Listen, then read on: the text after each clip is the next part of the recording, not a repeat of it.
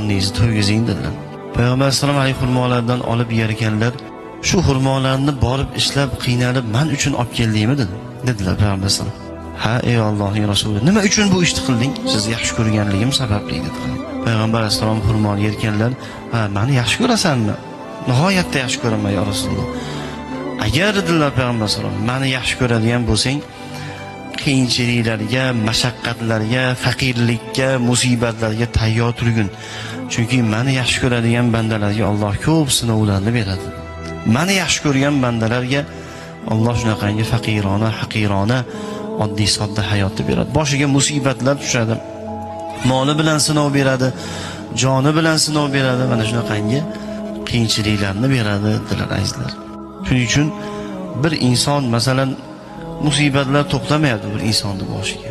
Qaysi ishni boshlasa yurmayapti. Qorni och qolyapti kerak bo'lsa.